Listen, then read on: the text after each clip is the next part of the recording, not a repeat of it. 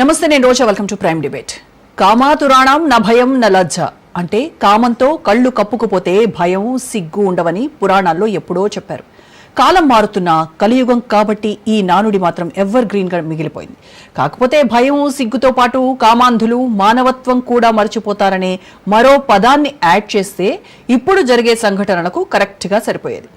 కుటుంబ విలువల్ని కాలరాసి అక్రమ సంబంధాల కోసం సొంత వారిని కడతీర్చే కసాయి సంస్కృతి సమాజంలో పెరిగిపోతోంది. నేరాలు ఘోరాలు సీరియల్ను మించిన క్రైమ్ ఎపిసోడ్లను నిజ జీవితంలో చూస్తుంటే ఒళ్ళు గగురు పొడుస్తోంది.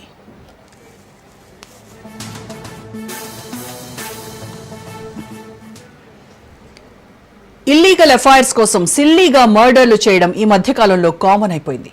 అక్రమ సంబంధాలకు అడ్డొస్తే తల్లి లేదు, పిల్లలు లేరు. ఎవరినైనా కడతీర్చడానికి సైతం లెక్క చేయని బరి తెగించిన భార్యలతో భర్తలకు కొత్త సవాళ్లు ఎదురవుతున్నాయి.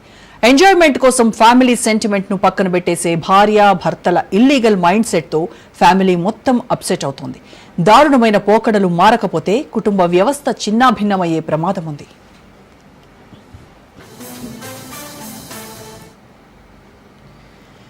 సరిహద్దుల్లో అమాయకులపై విచక్షణారహితంగా కాల్పులు జరిపే టెర్రరిస్టులపై మనందరికీ కోపం కట్టలు తెంచుకొస్తోంది.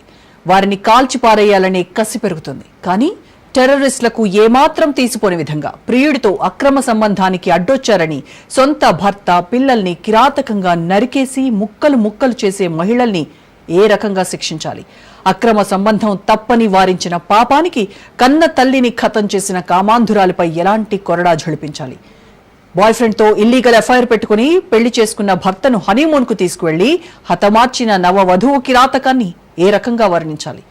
కామం కళ్లు కప్పేయడంతో కుటుంబ బంధాలు మానవ సంబంధాలపై మమకారం తగ్గిపోతోంది. చేసిన తప్పును కప్పిపుచ్చుకునే ఆలోచనతో నేర ప్రవృత్తి పెరిగిపోయింది. నేరం చేస్తే దొరికిపోతామనే భయం లేకపోవడంతో కూరగాయల్ని కోసినట్టు తలకాయల్ని కోసేస్తున్నారు. అక్రమ సంబంధాల కారణంగా ఇటీవల జరిగిన మర్డర్లను చూస్తే మానవత్వం ఎలా మంట కలిసిపోతోందో, సొంత కుటుంబ సభ్యుల ప్రాణాలను తీసేందుకు ఎలా మనసొస్తోందో ఎవ్వరికీ అంతుబట్టడం లేదు.